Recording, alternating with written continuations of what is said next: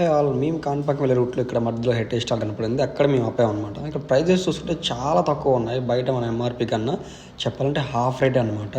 మేమైతే ఒక 3 లస్సీ తీసుకున్నాం. ఆ బిల్లు చూడండి, 25 ఎంఆర్పి మాకు కేవలం 12 రూపీసే పడింది. ఇది ఇక్కడ చూపిస్తున్న హెరిటేజ్ పార్లర్లో అనమాట. ఇంకా నేను అలా షార్ట్ వీడియో తీసుకుంటే నా ఫ్రెండ్ మా అన్న ఏం మాట్లాడుతున్నారు కార్లో.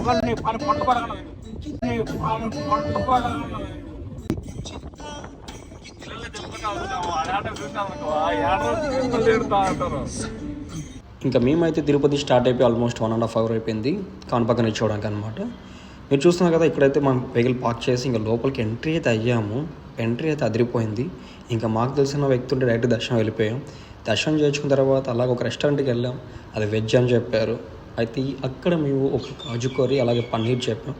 ఈ యొక్క రోటీ అయితే అసలు కోవిడ్లో కుబ్బీస్ అని ఉంటుంది, సేమ్ అదే టేస్ట్ వచ్చింది. అయితే చెత్తలా ఉంది ఆఫ్ కోర్స్. సో ఇంకా మా ఫ్రెండ్ ఒక మజ్జిగ తీసుకొని ఎలా కలుపుతున్నాడు, అలా మజ్జిగ తీసుకొని ఇంక మేము అలా డిన్నర్ అయిపోగానే మా బ్యాక్గ్రౌండ్లో కూడా వర్షం బాగా దంచేసింది అనమాట. చూస్తున్నా కానీ ఎలా ఉందో అసలు వర్షం అనేది సూపర్గా ఉంది. ఇంకా మా అన్న అయితే అక్కడ తిన్న ఫుడ్ డైజెస్ట్ కాలేక ఒక కాఫీ బ్రేక్ అయితే తీసుకున్నాడు. జస్ట్ ఇప్పుడే టోల్గేట్ దాటాము. నెక్స్ట్ తిరుమల వెళ్ళని ప్లాన్ చేస్తున్నాం. అయితే ఎట్టికలకి తిరుమల కూడా వచ్చేసామండి. ఎగ్జాక్ట్గా సాటర్డే నైట్ అరౌండ్ 12 AM అవుతుంది. చూస్తున్నారు కదా భక్తులతో ఎంత కలకలలాడిపోతుంది ఈ తిరుమల అనేది పుణ్యక్షేత్రం.